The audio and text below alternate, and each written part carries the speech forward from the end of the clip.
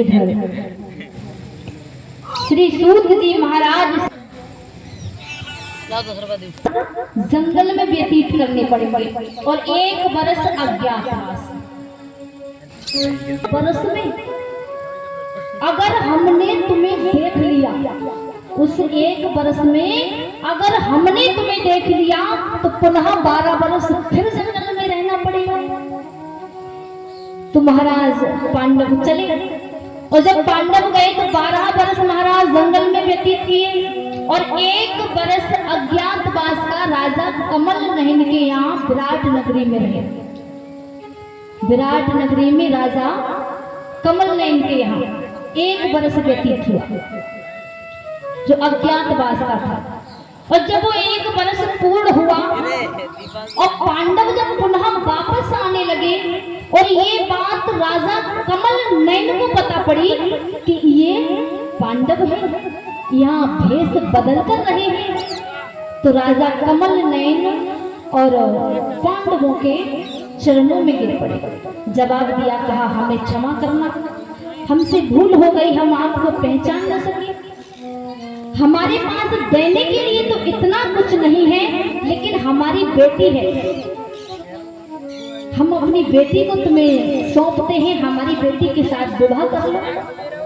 अर्जुन ने जवाब दिया, कहा तुम्हारी बेटी को मैंने शिक्षा दी है, वो मेरी ही बेटी है, मैं तुम्हारी बेटी के साथ विवाह नहीं कर सकता। अगर आपकी इच्छा है तो मैं अपने पुत्र अभिमन्यु के साथ और तुम्हारी बेटी का विवाह कर लूंगा। तो राजा कमल नयन की बेटी थी उत्तरा, और उत्तरा का विवाह अभिमन्यु के साथ महाराज कमल नयन ने कर दिया। अब पांडव लौट करके आए, और जब महाराज पांडव लौट करके आए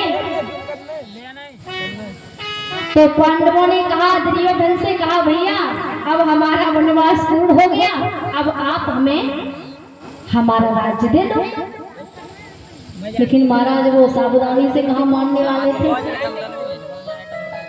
जवाब दिया, कहा हम युद्ध करे बिना राज्य तो बहुत बड़ी बात है, हम आधा राज्य भी नहीं देंगे। जवाब दिया, कहा आधा नहीं दोगे तो 5 गांव दे दो। बोले 5 गांव नहीं दो तो फिर 1 गांव ही दे दो, और ज्यादा ना दो तो 1 महल ही दे दो।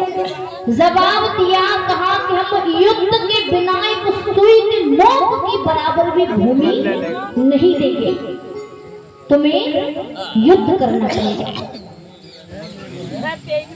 लेकिन महाराज पांडव युद्ध करना नहीं चाह रहे थे। कौरवों ने जवाब दिया, कहा जब तक आप युद्ध नहीं करेंगे तब तक हम आपको आपका राज्य नहीं देंगे। अब महाराज वहां श्री कृष्ण आते हैं,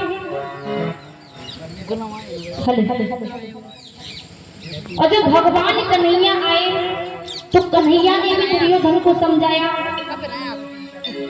नहीं माने महाराज, समय व्यतीत हुआ। पांडवों ने जवाब दिया, कहा कृष्ण से, प्रभु हम युद्ध करना नहीं चाह रहे, हम सोच रहे कि ऐसे ही हमें रहने के लिए जगह मिल जाती तो अच्छा रहता। अब भगवान मुरली मनोहर शांत दूत बनकर के दुर्योधन के पास आते हैं युद्ध को टालने के लिए। भगवान कन्हैया शांति दूत बनकर के दुर्योधन के यहाँ चले। महाराज दुर्योधन को पता पड़ा कि कृष्ण आ रहे हैं, अब वो राजा है, व्यवस्थाएं करी, महाराज नगरी को सजवाया कि आज कृष्ण आ रहे हैं, कृष्ण आ रहे हैं। गांव वालों को पता पड़ा कि महाराज आज कृष्ण आ रहे हैं, युद्ध का समझौता होगा, देखिए क्या होगा, निर्णय क्या होगा। कहते हैं ना कि जब गांव में अगर झगड़ा हो जाए ना किसी के घर पे, तो पड़ोसी पहले ही खा पी के तैयार हो जाते हैं कि सुनेंगे कि फैसला क्या हुआ, इस लड़ाई का निर्णय क्या हुआ, किसके पक्ष में गई। तो ऐसे ही महाराज हस्तिनापुर में सब लोग एकत्रित हुए कि आज कृष्ण आ रहे हैं, प्रस्ताव रखेंगे, देखें इसका क्या निर्णय होगा। दुर्योधन की यहाँ सभा लगी हुई है, बहुत लंबी भीड़ है, जैसे नेताजी आते हैं ना नेताजी आते हैं कि आज नेताजी आ रहे हैं, नेताजी आ रहे हैं, तो महाराज नेताजी ना आ रहे हैं तो वो जल्दी जल्दी सामने खड़े हो जाते हैं कि नेताजी के साथ एक हम भी फोटो ले लें। आज नेताजी आ रहे हैं तो नेताजी के संग हम उन्हें खड़े है जाएगा, सेल्फी हमारी हो जाए। तो महाराज लोग सब आगे आकर के खड़े हो रहे हैं, आज कृष्ण आ रहे हैं, कृष्ण आ रहे हैं। लेकिन महाराज उस भीड़ में विदुर जी भी है,